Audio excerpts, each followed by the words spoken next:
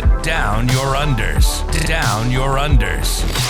Review and dissection of content from some of the sharpest minds in the game. Hosted by Adam Camilleri. Art of War. Down Under.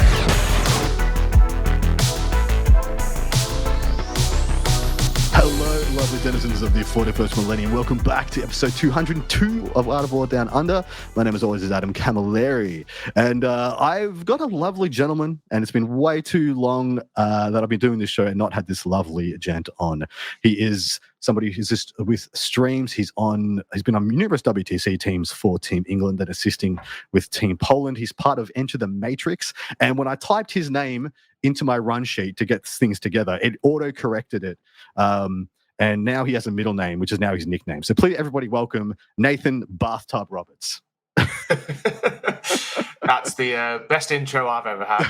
So I'll take that. My shirt will now say bathtub on them. Bathtub on the back. It's a new moniker. A legend is born. But hello, nice. Mate. Welcome to the show. Please feel free to tell us about some of the things that you do and if you're going to be involved in anything exciting this year. Sure. Thank you very much for having me. It's been a pleasure to come on. Things I've got going on.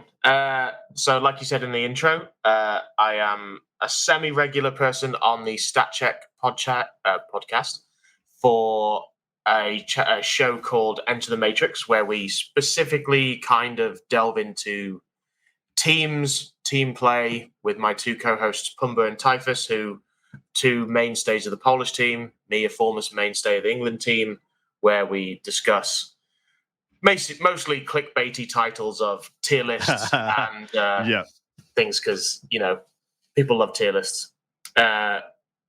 So, yeah, other than that, involved with Team England, helping play test and everything else.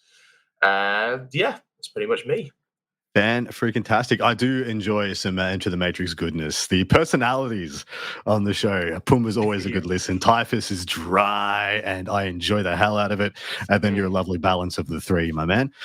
So we are going to be reviewing the core rules update. Yes. Came out with a slew of other things that we're now calling 10.5 edition. I did intend to somewhat talk about the faction FAQs as well, but once I put that out as a topic to my patrons and they voted on it, I realized there wasn't really much to stick an episode around there. But we are very lucky and blessed to have one of the foremost Tyranid faction specialists in the world on the show. So we're going to get him to give us his hot takes on the state of NIDS, seeing as he's just come back from the 6-round Glasshammer GT that happened the weekend just gone. And I think you went, was it 5-1 or was it 4-2? 4-1. 4-1. Sorry, 5 rounds. Apologies. Yeah, it's 5 rounds, and then obviously you play the 6th if you make it through to the final cut. Fantastic. So we'll get a bit of an insights into there. And then on part 2, we've got a couple of listener questions. I'm going to make this gentleman do the same tier list that I made Inez and Brian do over in the part 2 last week. We're actually collecting and collating data from top players on some WTC goodness, and we're going to see who gets closest. So if you want to join in over that, come and join us over on Patreon at Art of War Down Under. In addition, me and my man Nathan just going to be shooting the stuff and enjoying a good old chinwag about the upcoming WTC and the state of the game. A lot to enjoy over there. So jumping into the core rules update. First and foremost, man, hot takes. Has this been a good document and update by G-Dub? Just talking about the core rules changes. Yeah, I think, obviously, I don't speak for GW at all, but it feels like one thing they're trying to do is, even if it might not be in the most intricate detail the best version of something, it is a streamlined, more easy to digest style of play. So as we'll talk about later with, say, like rotating, all those kind of things, there are certain circumstances that make it look bad, but then for the vast majority of people and play styles and how you play the game, it's streamlined. It's easier. You just know what the rule is, rather than it necessarily being. So, for example, like how you do charging, GW has now finally clarified how we want to do the actual charging for the ruins, things like that. Whereas it's messy, it's not ideal, but it's better than a 12-page document. Correct. So this isn't going to be our exact same man reads document review. There are quite a few portions of this core rules update that either are unchanged or so minuscule, it's almost pointless for us to read it out and spend time on it. Both Nathan and I were using our best judgment to go through that. If we don't read something out that's extremely important to you because you play said, fringe faction detachment, I do apologize, but I don't care. First and foremost, we're going to go into the core concepts portion. Redeployments. Don't need to rule this out word for word. Don't need to read it out word for word. Suffice to say, all redeploys now happen before the dice roll for turn 1. No matter what yours says, I believe, does not matter. They all happen directly before the dice roll. Is that correct, mate? Yes, so it's kind of one of those, I think the only two that abused it were the AdMech one and the Tyranid Vanguard one, with the idea that it seems weird to have one that's vastly more powerful than the other. One that's good? Yeah, like the other one is a nice tech piece, especially for, say, combat armies, whatever, or putting things back into reserve. The other one is, especially with to be honest, actually for NIDS and AdMech, it was very much I'm going first, I'll now redeploy on the line. Correct. I've either blocked you in or I'm now getting first in charge with everything. Yep. And I will say it's very interesting that both Tyranids and AdMech got completely revamped in this swathe of documents as well, almost in a way that compensates for the depowering of this portion of their book, at least. I think that's very cute. And if that was part of the design, I think well done to them. So much the better. Kudos. But how well do you value redeploys now? Do you think it's anything people should be trying to get, or just something you use if you already, I take Lot Solid just about every list because the extra CP is already good enough to justify its cost. And redeploy is nice. Every other game, it's useful. Yeah, it's one of those, it is a nice tech piece to have where, especially so for example, we'll obviously talk about it later, but I used Vanguard NIDS this weekend at an event, and there was a couple of times where I'm like, you know what, actually having a redeploy would have been very, very useful, even though it's not after first turn.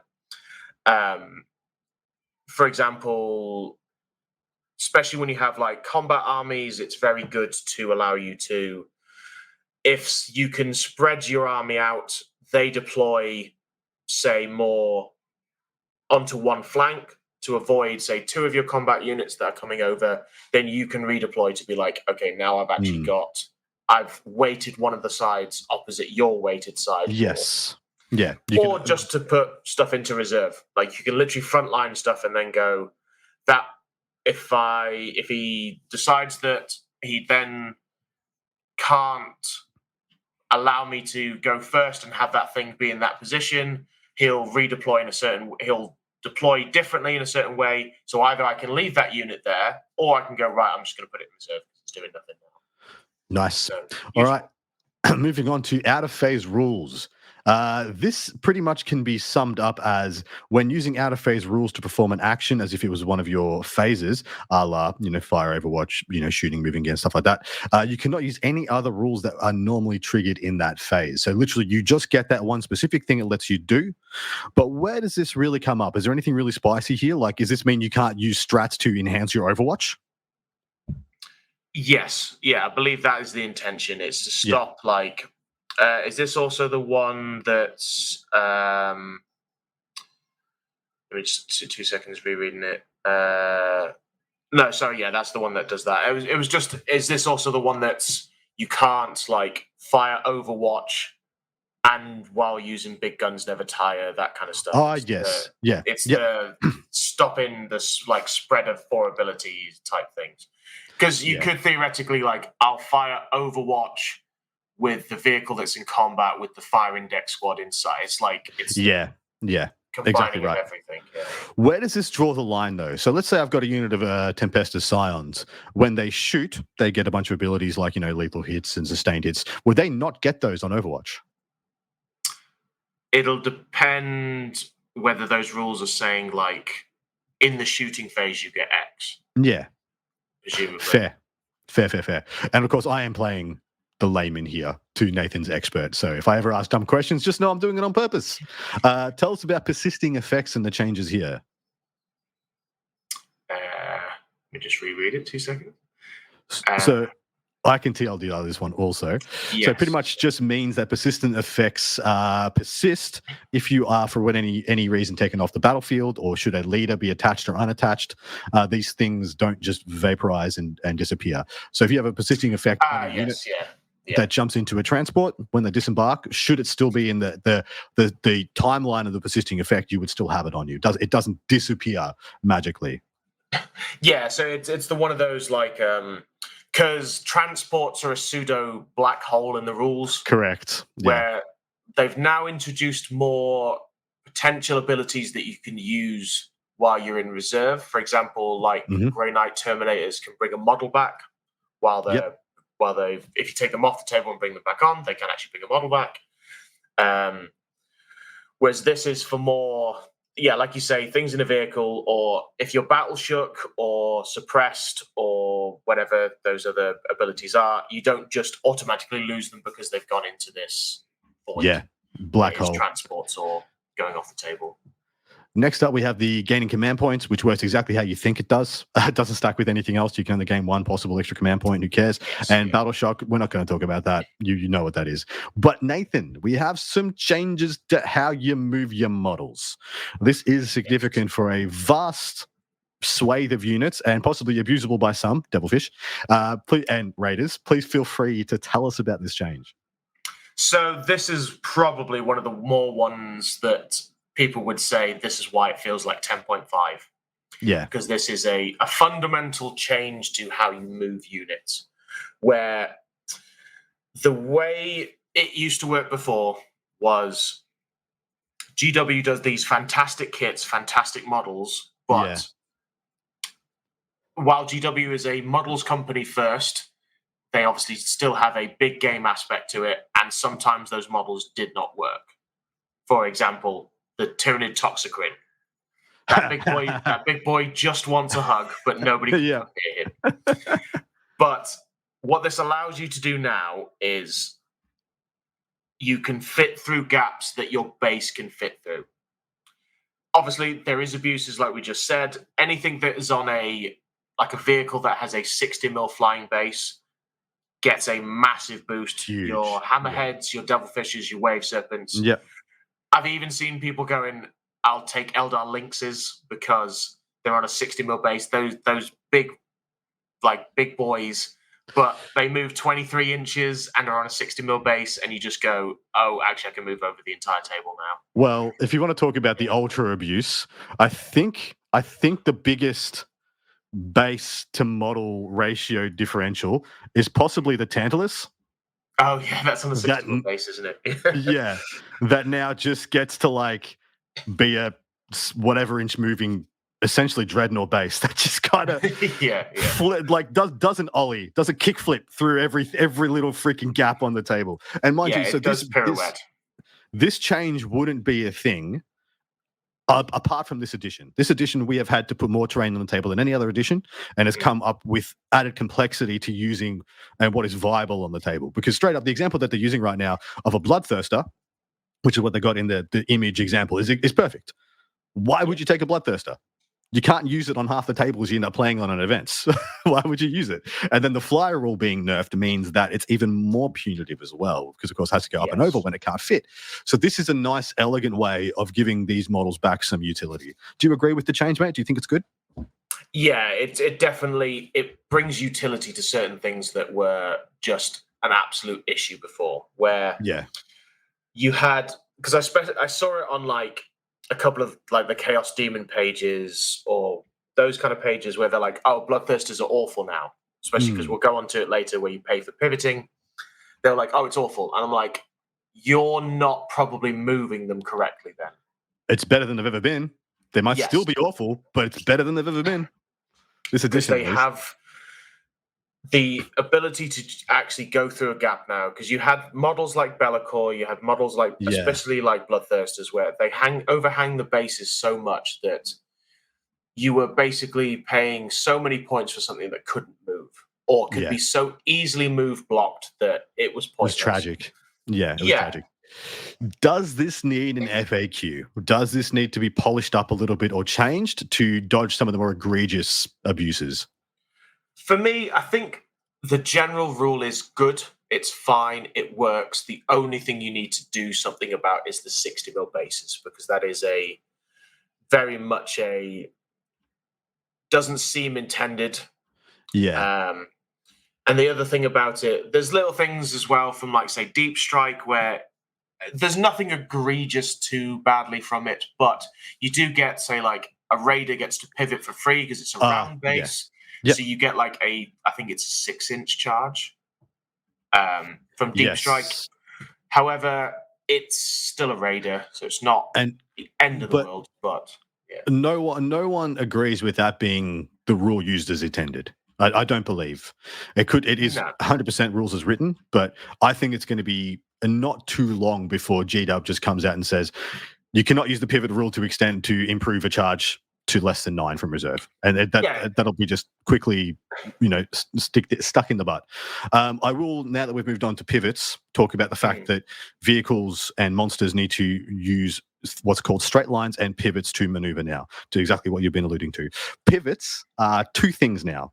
Models have a pivot value of 0, as in it costs them no movement to pivot unless they are a monster or vehicle that is not on a base.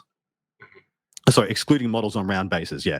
That is a monster or vehicle that is not on a base. They have a pivot value of 2. And that is 2 inches to pivot as many times as you like through the maneuver. So if you move forward, pivot, forward, pivot, forward, pivot, it's still only cost you 2 points. Not 2 points. It's not 2 inches per pivot. It's 2 inches off your total movement for the entire maneuver. If it was two every time, it'd be awful. As it sits right now, do you like this addition to the game? Was it needed, and will it help or hinder?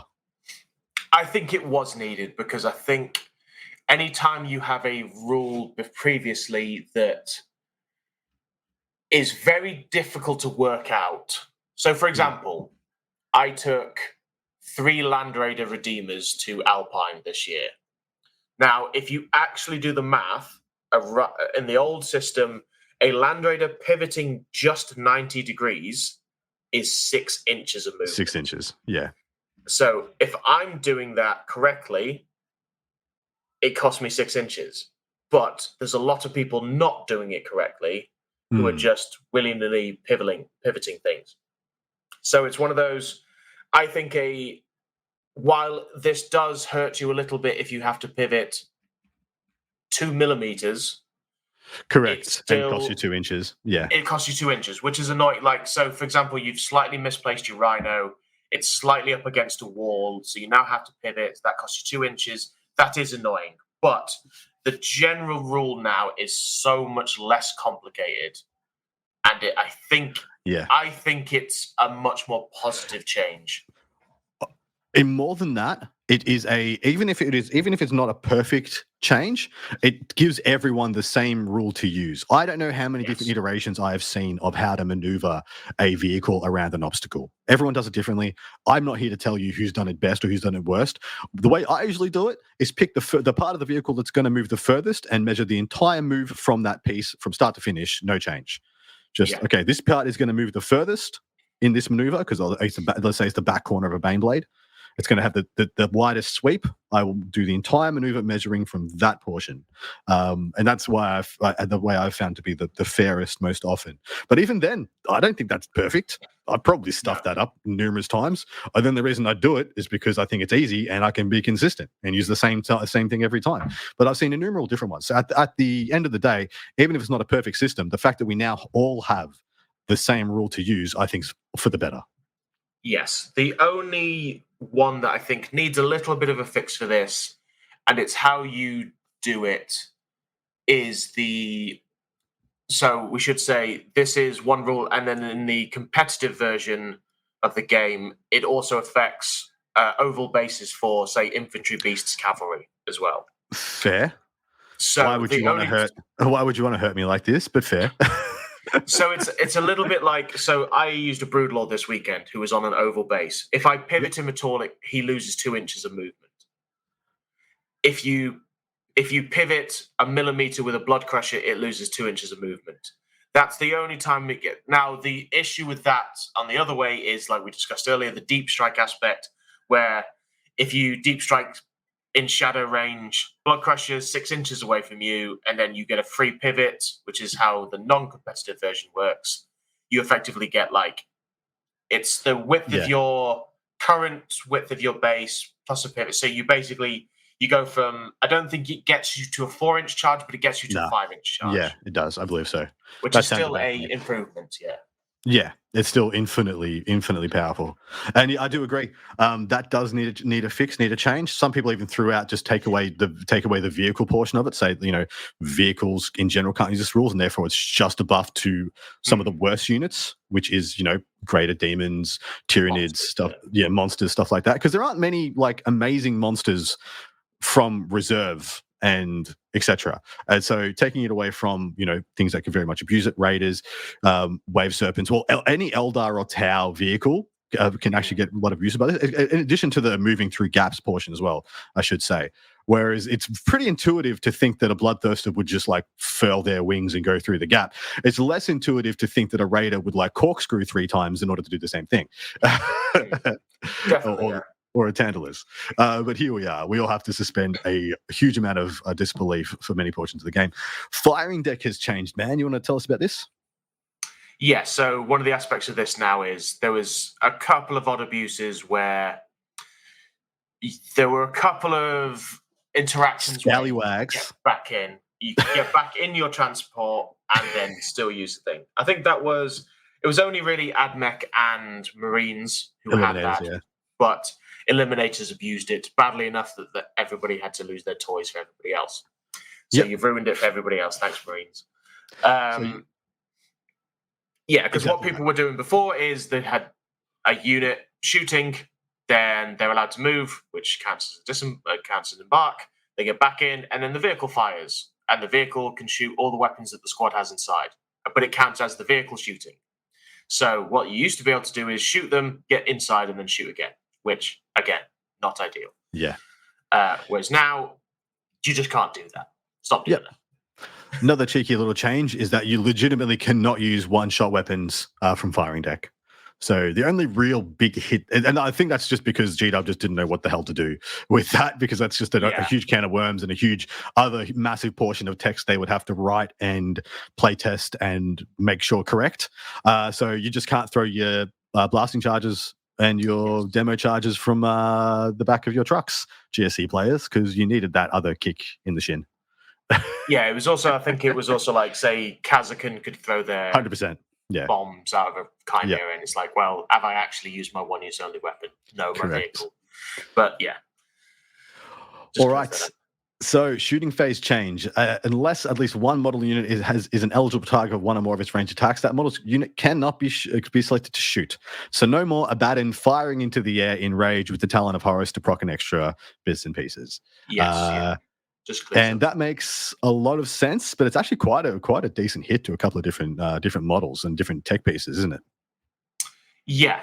There was a couple where I'm just going to... Abaddon's the main example. I'm just going to randomly go full Texan and just shoot in the air.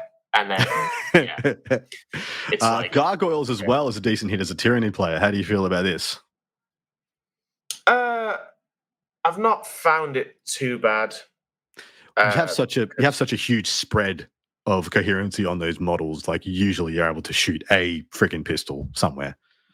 To be honest, I've never, until you just brought that up then, I was I've never actually done that. I've always lined up, one model can see one thing to shoot, and then I'll move 6. I've never actually played it as I'll shoot it up in the air.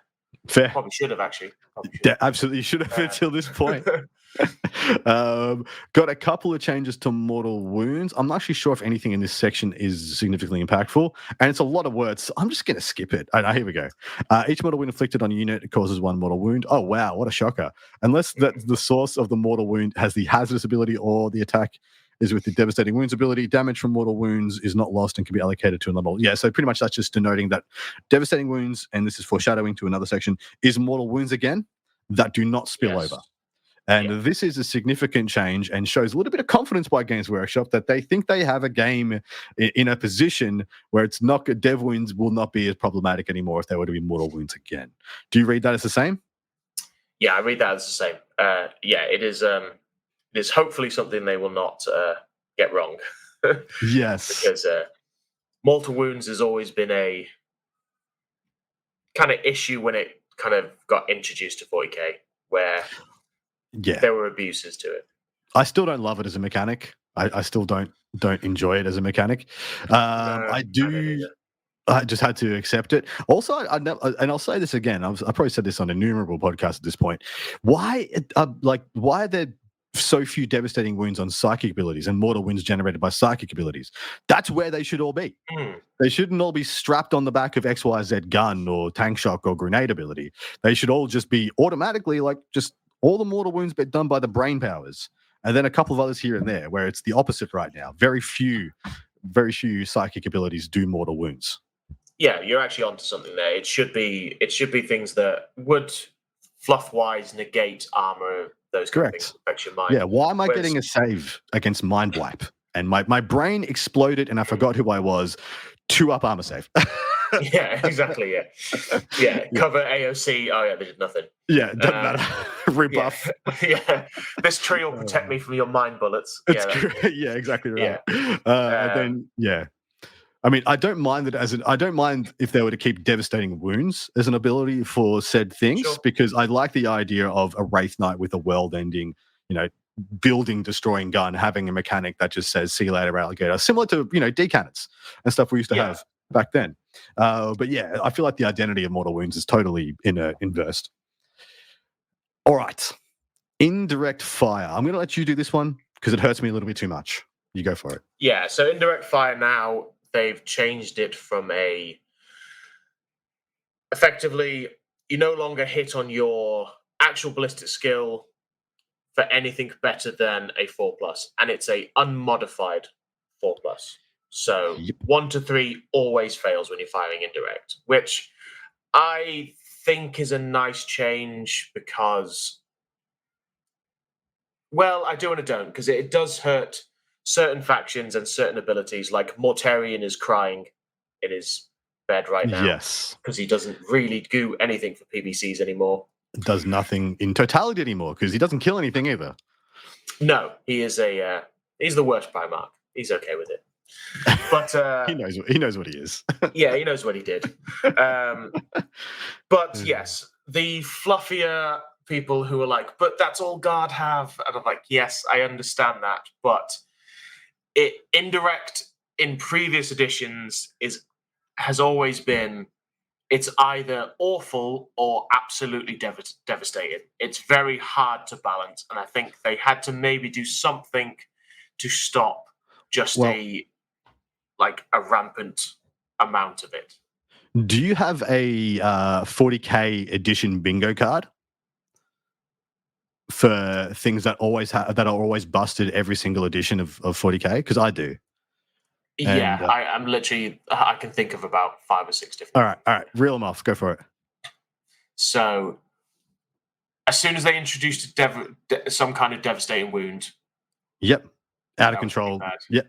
Out of control mortals or devs. That's definitely a bingo card.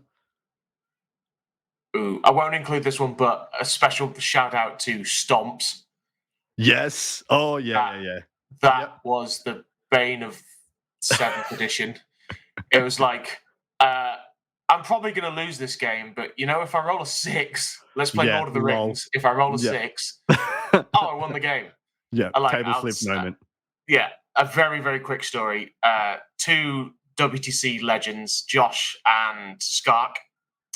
We played at a Belgium team event once, and Josh went first with 3 Wraith Knights who had Stomp. He had 7 Riptides on the front line, and Josh walked forward and stomped 5 of them out on the first turn. And it was just like, Skark was like, oh, that's a game. Yeah.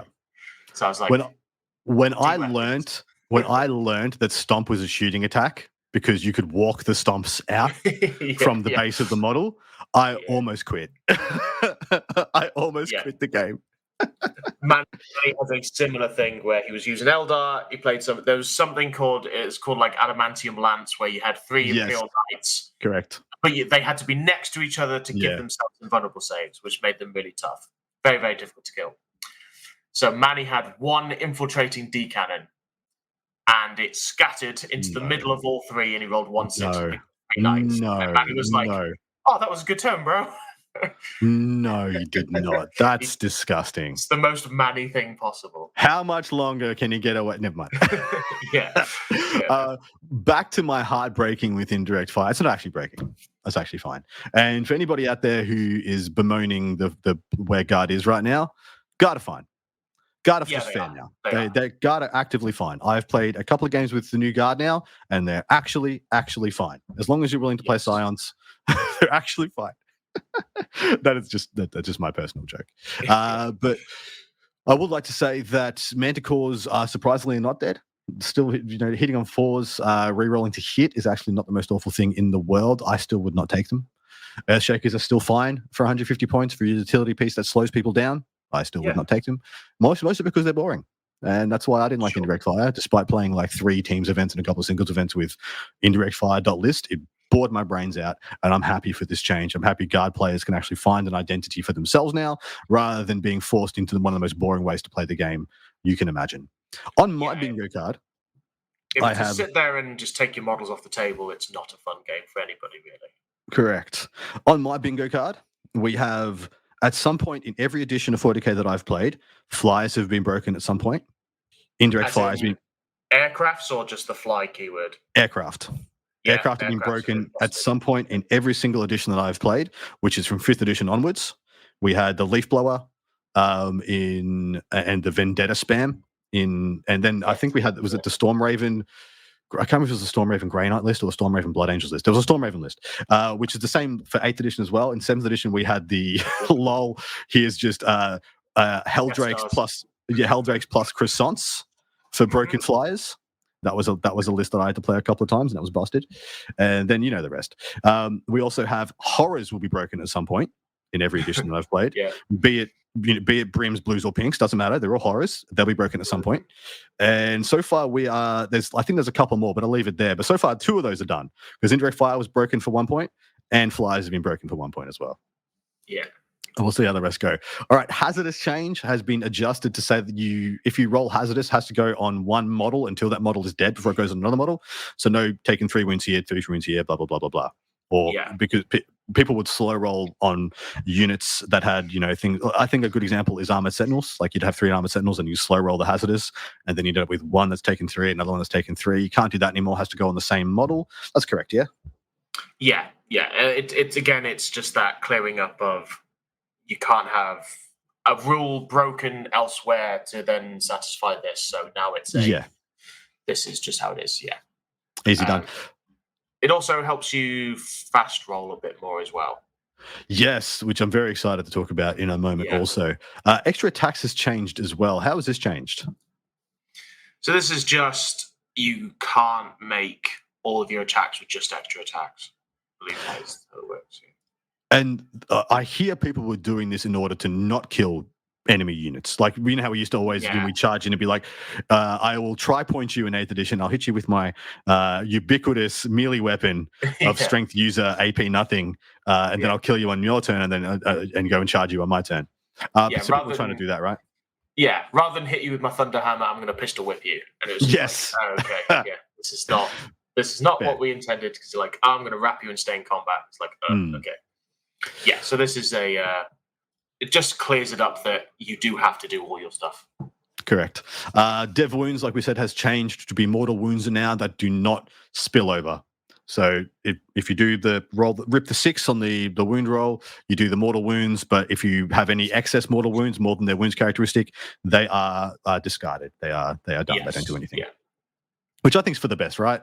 Otherwise, it would get wild again. Yeah, just any kind of splash over, especially like, say, the beginning of this edition, which feels so long ago and feels like a different game, but it was only like 8 months ago. Yes, I know. Well, last WTC, man. I remember sitting there being like, oh, well, there's 30 custodes that are unkillable unless you play against the guy with the 3 Wraith Knights who will kill them. Kill them all. Yeah. Well, I don't know how many times Manny at the WTC one-shotted a 20-man brick from Overwatch with a Wraith Knight. That that doesn't seem right. Revolting. We have profiles changes, which all summed up. This is strength, toughness, save, wounds, all these things. Weapon changes of range, attacks, and weapon skill, and all these things cannot be reduced to less than 1, essentially. Sure. So none of your characters can be reduced less than 1, apart from objective control, which can't be less than 0, and your leadership, which can't be more than 9. It can't be 4 or better, or 9 or worse in inverse, if you get the idea. But that's easily summed up. Did anything significant happen with Deep Strike, or is this just saying if you are in Strat Reserve and have Deep Strike, you actually get to use Deep Strike? Yeah, so this clears up things like technically you couldn't rapid ingress with Deep Strike. Yeah. Technically. Like everybody did, and I think pretty much every event did, but Raw you couldn't, because the way it was kind of worded. So this just kind of clears up that if anytime you're arriving and you have the Deep Strike, you can Deep Strike, which is good. Okay. Do you know what has happened with this leader change? I've read this a couple of times, and I still don't fully understand what they're trying to go with here. Yeah, I've read this before. I still don't get it either. I don't know what I don't know what they've cleared up. Smarter minds than me will definitely be able to tell us. Fair. Don't care enough. All right, command reroll strat has changed. You can tell us about that instead. Absolute. If anything, if there was a prize for the best thing that they changed in this update, it's this. I don't have to slow roll and waste loads of my time on my clock. Correct. To use a command reroll. I can just roll 8 dice and go, well, I failed 4, there's no point me rerolling it. Or actually, I passed 7, I can command reroll that now. It's so much quicker. It's so much better. I know players who would almost knock 10 minutes off their clock slow rolling every game. And the fact that the world of 40K has gotten minutes back, everyone has got minutes back on their game by this change, absolute applause. Possibly the best change they did, and the best quality of life change that they've given us in this entire document. It's just been the command point change. Massive, yeah, literally. It's something so simple, but it's such a good quality of life change. Yeah. The Insane Bravery, I don't believe has changed. It's still once per game, has to be before you roll. Grenade has changed. You cannot use it if you advanced, fell back, or have shot this turn. And you select one grenades unit, and it has to be model in your unit, and a grenades model from your army. So it's not a grenades unit anymore, it's a grenades model. So, because what used to happen is people would have a grenades character attached to a unit that doesn't have grenade, and that unit would be around the corner down the road, visiting grandma, and they would daisy chain past the grenade to the guy who's very expendable, and that guy would throw the grenade. Now it has to be a grenades model, and you cannot use it if you advanced, fell back, or have already shot. Good change. Yeah, I kind of like. There was a bit of a. It was weird where you had all these rules for how and when and what abilities and whatever you could do for shooting, and then grenades just threw all of them out the window. You're correct. Yeah. So you had like Bulgrin leaving combat and lobbing a grenade at somebody because, of course, they have the grenade keyword. And then you had you could do everything possible and still throw a grenade. And it was like, that's probably not the intention. It should be something more along the lines of how you would normally shoot. And then I like that it's changed to the actual model because, like you say, that character then has to be in somewhat of a bad positioning because he's the one who has to be in range. Correct. You can't just hot potato it down the line and lob it at somebody. Visually, I love the idea of it. Yeah. Like a lieutenant rips the pin out and says, pass along. And then I have to get it to the dude before it booms. Anyway, Tank Shock has also seen a significant change. You want to tell us about this, mate? Yeah, so this has changed from whatever the strength of my weapon was to whatever my toughness value was. Which, this is the only one I do look at and sometimes and go, I kind of preferred the older version because it did maybe make you take certain weapons because you're like, actually, that gives me the ability to have a better tank shock. But for, let's call them fluff purposes, it kind of makes sense. Mass does mass. Although, if we're talking about fluff, I hate that a monolith is the best thing in the game at it. Yes. Oh my god. Well, it just floats and bonks into you, and then. Well, Yeah. Okay, we're gonna have to change your fluff then, because I'm imagining it dropping on you, like it hovers above you and just hits you with the pile driver. Okay, yeah, okay. Let's I've completely changed my opinion then. Let's change it to that then, because it makes it a lot better. So this is a big nerf to things like, Canis Rex, Night Carnivores and stuff like that. Huge buff to stuff like Rhinos, who were throwing 6 dice, possibly 8 dice if they're tough, and now they throw 10, right? Or was it 9? Yes, yeah. It was kind of we wanted to bring it back to more of a tank shock than a walker shock, because fixed abuses were effectively walkers, which you could argue maybe don't have the mass or the momentum to do certain things, but yeah, it's one of those. It's probably a good change, and I think over these two, it should maybe decrease the amount of mortals a little bit. Yeah. Well, I'm here to tell you, after having used this like 5 or 6 times now on like Chimeras and Lehman Russes and all these other little bits and pieces, I won't be using Tank Shock anymore. It's been a waste almost every time. You're just so much more likely to low roll when you just have that fewer dice. Like when I was throwing 14, 16, 20 freaking 2, you're like, well, cool. Well, I can't roll that low. I'm probably on 4 is the low side, for all these things. I have thrown like twice or 3 times with Chimeras and done like 1 and 0, and then a couple of times with Lehman Russes and done 1 and 2. And I'm like, well, craptacular. Like, it's way worse than Grenade now in a lot of cases. But when you need it, you're going to be happy you got it. Yeah, it's like that Hail Mary of that I've left that thing on 1 wound. I'll just charge it with any tank and hopefully I can kill it. Yeah. Oh crap! Angron is alive on 1. Let's Tank Shock.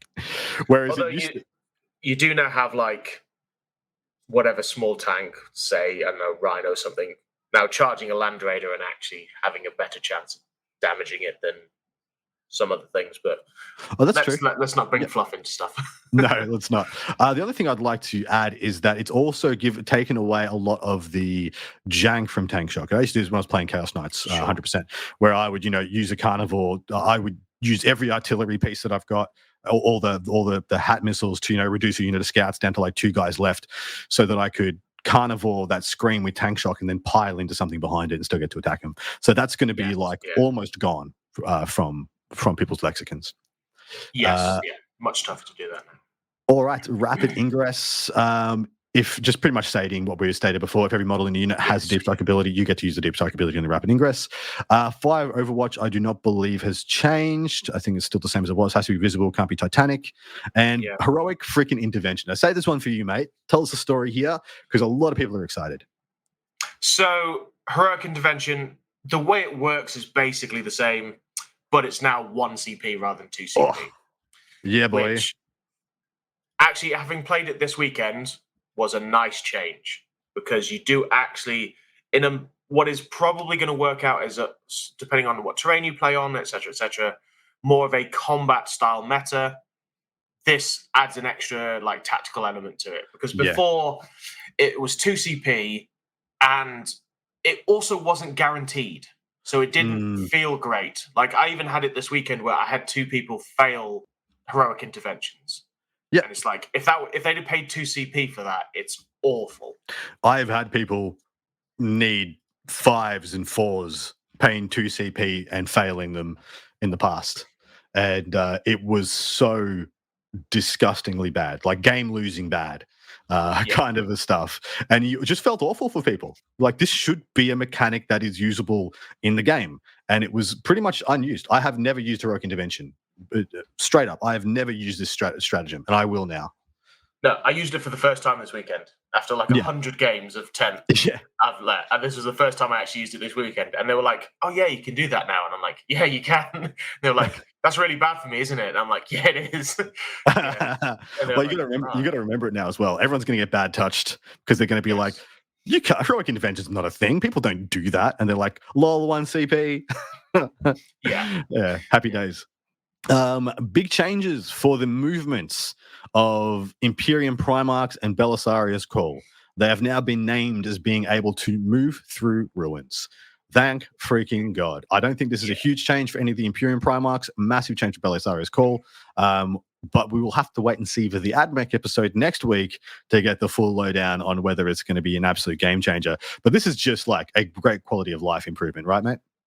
Yeah, I think that hopefully is something GW will start doing in the future, going, what do people find annoying about the game? Can we at least make it somewhat easier? Because, you had things like you say, it wasn't too bad for some of them, but Lion can move through a wall now. It's like, okay, thank God for that. Like, I know he's massive, but still, like, I'm pretty sure he can still work a door.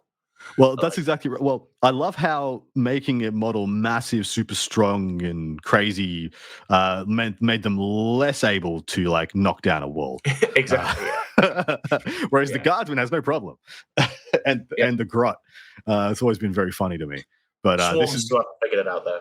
Yeah, Swarm's still no bueno. So it's Infantry, Imperium, Primarch, Belisarius Call, and Beasts. Is there anything else they should name on this? No, because I don't think we are at a point now where you can put like mounted or cavalry. Yeah. I think it opens up possibly too many things to be too good. Well, Wolf Jail just becomes like, you can't stop Wolf Jail if it goes first. There's nothing you can do about it. Yeah. And then we'd start getting stuff like Orc Hog Jail as well, because all of a sudden you would just give that a go, wouldn't you? Yeah, there's a lot of fast units like that, which will just be, because as much as say Indirect is annoying or whatever, like being stuck in your deployment zone is equally as sucky. Yes, it is. 100% it is. I personally think it's a little bit more sucky. It being like one player gets to play the game and the other person didn't get to play the game. And even if you're getting shot and blown up by Indirect, you're probably able to move models outside of your deployment zone. Because it can even be like, I've blocked you in. Like, I can do it with the Vanguard Mids. It was one of those. I can do it for 2 turns. And if this is just tournaments, I've already won at this point. I've had it done to me. I played against a Vanguard Tyranid player at the Australian Team Championships. Sorry, Australian New Zealand Team Championships. And it went first. I didn't leave my deployment zone until the bottom of turn 4. And he ended the game with 2 lone-up characters for the entirety of his army, and there was a 19-1 in his favor. And there was literally, with the army that I had and the army that he had, nothing I could have done differently to change that outcome, apart from drawing better cards, which, it's completely out of my control. So legitimately, like, I was like, well, this is trash. He played phenomenally. I can't take anything away from the guy. He 19-1 to me. It was a huge win for him and his team. But I was sitting there like, wow, I didn't go first. And my card draw is trash. That's it. I didn't have any fly keywords, so I'm fucked. Yeah. Oh, I'm playing guard. What fly keyword have we got, baby? Let's go the Valkyrie. Fly to the Valkyries. It's time. Ruin visibility section has changed. What has changed here? I think this is still the same. It's still towering aircraft. Yeah, I think it's the same. So they do redline some things to say that these are a change, but that doesn't necessarily mean that these were a change right now. Is some of the ones, if I remember correctly. I don't think these are necessarily changes that have just happened. Yeah. The select units sequence, where it's, if you're playing a specific detachment, let's say you're an absolute wild man and you are playing the Raven Wing detachment in Dark Angels, which lets Outriders be battle line, it means that you actually let them be battle line, essentially. Or you have a specific character that allows different unit options to be battle line. It just doubles down and says, yes, they actually are battle line, because I think things were a little bit out of order. Like, you chose your army list. So you chose your Warlord after selecting your army list. And so it didn't really line up with a couple of different, the sequencing of army construction. Yeah, the only one that, this might be a slight segue, is the only one that needs to be fixed with this is a little bit, is I think it's Dark Eldar and Death Watch. Not that there's too many Death Watch players, unfortunately. But pull one out, everybody. It's hold in there, guys. Say if you they have the ability, effectively, what was old Vect. Yep. Basically, everything is an extra CP in 12 inches of them. There's a little bit of an argument of, does only the one that's the Warlord have that ability? Because they all have that ability. Yes. So some people say, like, this weekend, Manny had to rule after game 1 that it's only the one that's the actual Warlord, whereas some Dark Eldar players are like, I brought 3 Archons because it literally was covering the board. Yeah, they bought it for that ability. Okay, but yeah, it had to rule that it was literally just the one that was the warlord got that ability. So that probably just needs a quick clear up because because of course he would know what was intended here. Yikes! Yeah. You could if you read it, you could actually read it both ways. Yeah, and a bit of a feel bad for the player who literally thought they will bring the Archons for that ability. And then, it is what it is. We've just been put in those positions, need to get cleared up. All right, that pretty much brings us to the end of the index change rules. So, core rule changes review. We're not going to go through the Q&A because it's exhaustive and pretty much so few of it. There are some very dumb questions, and it reads pretty much as dryly as you would expect. Additionally, the rules commentary is exactly the same. Reads very dryly and is not very fun. It's not as fun and not an impactful change. A lot of nuanced changes. So we're going to leave those lie and hopefully people can trawl through them and find the bits that are important to them. But suffice to say, nothing there dramatically changes the way you play the game by game. And so that's why we've kept it to just the core rules, so as not to waste your time, and our breath. Because we've got other spicy stuff to discuss, mate. Yeah. Tyranids got an overhaul, got the second biggest overhaul from the balanced data slate, the first, of course, being Adeptus Mechanicus. How do you feel about the changes? Did they go far enough, not far enough, and how happy are you? I think it's a very, very good way that they've changed NIDs, because they were struggling. Yep. But I don't think they've done an absolutely massive overcorrect, which is, in the past, GW's had this, how do I put it? This unfortunate ability of, well, that's not very good, so we're now going to make it the best thing in the game. And then that's breaking the game, so we're going to make it absolutely useless. So you had this almost meta-chasing aspect, especially in, say, 9th edition, where you had Codexes of Doom coming out and ruining the game literally every 3 months or every 2 months.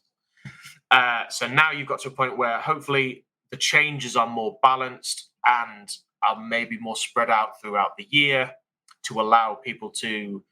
You don't feel like you have to meta chase. You don't feel like you have to go and spend £400-500 on a new army or whatever else dollars are every couple of months just to keep up competitive. So, I think the NID changes have been absolutely fantastic. It's improved a lot of the things that NIDs were lacking with in the first place. You looked at a lot of their combat and went, it's good, but the strength is too low for... Yeah. You'd have a Hive Tyrant be like strength 9. It's like, well... They missed on all the major breakpoints. They literally missed on all the major breakpoints. And it was rough. It was really rough. Transports were just the worst thing imaginable. For I saw Tyranid players playing against the 6 Sagittars, and the end game ends, and there's 5 Sagittars left. And I'm like, how is that a 5-turn game? How has that occurred? Yeah, because of course, Exocrines were particularly bad into Sagittars. Actually, that's exactly the same. They're strict 9 now. But here we are. Yeah, they had a particularly difficult time with killing tanks, and depending on what terrain you played on, there is when you look at infantry squads versus vehicle squads, point for point, very often the vehicle squad wins out because it's far more tougher these days and usually has better guns on it. So, there's a little bit of an issue still with how many tanks there are in the game, but I think that will be improved in this edition because, say, this weekend, hardly any tank armies. But for NID changes themselves, bringing that combat back especially is massive. So I was using Tyranid Warriors this weekend. Going from strength 5 to strength 6 means I can wound any T10 plus or T10, T11, which is very common in the game these days, on 5s with full rerolls. That was absolutely massive. If they then fail that Battleshock test, I'm also getting +1 to wound. So actually I go from 5s to 4s, where it used to be 6s to maybe 5s. So how'd the Warriors feel, by the way? Were you happy with them? And because you took 3 squads as well. Yes. So I was like, you know what? The damage output these is absolutely fantastic. And they're not expensive. They're 150 points and then 65 for the character. So it's like they're 215 a unit. How good are they actually? And now Glasshammer terrain is a slightly more geared towards combat armies. Lots of good staging points. Some tables. So we played 5 rounds, but there were 6 tables. 5 rounds. 3 of the tables were very geared towards combat. 2 of the tables were probably a lot more geared towards shooting. So you did have to be a little bit careful in rounds 1 and 3, where it's a little bit difficult. But then you can maybe negate round 1 a little bit because you don't know who you're playing. So there's that random aspect where you might get an easier game just because it's round 1 rather than playing like a top person round 4 or 5, example. So you could mitigate possibly having one of the bad tables because I had like a combat list. But the Warriors, the damage output on Warriors is amazing. They absolutely slapped all weekend. So I've played lists before, so I've been playing Death Guard a lot recently, which is more of a sum of its parts list that does grind damage and just drags you down. And I never have what I call FU units, where effectively you can... If I send this one thing into your one thing, it just dies. And I genuinely felt like I had 3 of those units this weekend, which was a nice change. But they are absolute wet blankets when it comes to survivability. They are... Well, there's no more... all over. The Vanguard doesn't really have any defensive buffs apart from the -1 to hit, right? They've got a... Lone up? They've got an 18-inch lone up, which doesn't I used it on lone ops because it still makes them 6. That's the only time I used it this weekend. That's exactly right. It's pretty much just used on lone ops now because especially when you are mostly a melee army from what you said, like it's not helping melee units having 18-inch lone up. That does if they have punched something of relevance, chances are 18-inch ain't going to matter squat. So yeah, absolutely. Yeah, it's the occasional. You could maybe put the unit in a better position and then go, well, nothing is able to walk in 18. I can do it. Or it stops you from getting like long range shot with certain things. Yeah, like I did use it, I think, once or twice on Morlocks that were on a fire objective, and it's just like, well, you've got nothing that can step in 18, so he's just holding that objective. That's fine. So that was always good. But yeah, the Warriors I thought they were fantastic. They do die incredibly easily to the point where you almost have to kill. If the unit that you're charging is good in combat, you have to kill the thing that you go into combat with. Otherwise, you will probably lose like half your squad. So yeah. What is your favorite change from the Balanced Star Slate? For the entire balance update or just for NIDS? Just for NIDS, and then do the entire balance. How do I pick? So there's the 3 big ones. Obviously, the for me, obviously the best one is just the extra strength in combat because high times become strength 10. They can do something.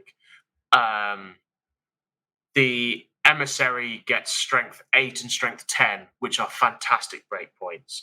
The Norn Assimilator gets strength 10 and strength 13. Again, great breakpoints. Warriors go to strength 6. Raveners go to strength 6. Lictors go to strength 8. So when they're going to actually charge a character, Death Leaper strength 8. You can charge a character and you're wounding characters on 2s now. So that precision feels good. It's... yeah, that is by far the biggest change. Probably, if I was going to say one of my favorite, is I do actually quite like the Synapse for Shadow as an extra -1. It's a sneaky little tech piece. When I've used the Synaptic Nexus detachment, and I've been using the Parasite with Dirge Heart. So if that runs in, you are -3 to your Shadow tests. So if he runs over to an objective, you basically clear out that objective for scoring. It's been fantastic. That's been fun to use.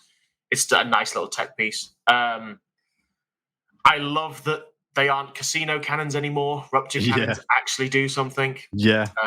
I'm still sad they lost their -1 damage. Are you actually taking them? Do you actually rate them? I actually have been playing a couple of games with 2 in the Synaptic Nexus. So actually, as a pair, if you look at how much damage they do over a game, they've been quite good because you can go like either that Parasite can give me the real 1s to hit and real 1s to wound versus that target. So the 2 of them basically nuke a tank. Nice. Yeah, that's cool. Then at range, you then kind of have actually, they're not that easy to kill because I've got AOC in that detachment, like -1 AP in that detachment. So they usually stick around. So yeah, I've been finding them actually kind of worth their points now. Excellent. Well, all right, mate. On that note, we might do our rating system for the core rules update. So out of 10, how good a job do you think they have done with the core rules update? I'd give them an 8 out of 10. Yeah, nice. I think I'll even one higher. I think a 9 out of 10. It would be a 10 out of 10 if the pivot rules weren't abusable at all. If nothing abusable came out of this, I'd be 10 out of 10. That's pretty much all I want. Clarify stuff. Don't break anything in the process. Yes. Sort out the 60 mil bases, because that's a clear and obvious abuse of what you are trying to do. And I think they know that, so they'll do something about that. Yeah. And the pivot in charge from Deep Strike, obviously, is it's the a little next bit one. there. But on that note, we are going to get out of here. Thank you so much for coming on, my man, and giving us your expertise. We're going to go over to part 2, answer a couple of questions, and talk some smack. It's going to be delightful. We're going to talk about the state of the game. We're going to talk about our opinions on where the game is at, the WTC lead up, and the absolute grind that I know people are on all over the world right now, trying to get into the best shape possible, because they once again have about 6 weeks to learn a new version of the game before they tee off across for the best players in the world. So, dude, anything else you'd like to mention before we kick out? Anything else you'd like to remind people or plug? So, it's usually, depending on Typhus and Pumba, it's usually every other Wednesday. Enter the Matrix on the StatCheck YouTube channel. Again, thanks to all our sponsors for that. And also, go check out, if you're into teams, which for me is the funnest version of 40K, go check out that episode and go look at our tier list. Excellent. Oh, dude, I can't wait to do the WTC one. Is there any big team events between now and WTC, or is it all pretty quiet while people prep? It's pretty quiet team events in the UK. Like, we've had our 2 major ones. There's one 2 months after WTC, but I think. Has Home Nations happened this year? Yes, it was in Ireland this year. That's right. Yes. I thought there was going to be another one closer to WTC. But maybe that was the secret one that happened in the bunkers. And I think there was a Eurotrash, but I don't know if teams pulled out of that because they didn't want to give things away. Fair. It's getting spicy out there, mates. Everyone's getting all close-lipped with me. People are talking about, you don't actually know what you're talking about, Adam. We know the real stuff. And I'm like, that's because you've had 3,000 games and echo chambered into a false narrative. Congratulations. We'll see. We'll see what you come up with on the day.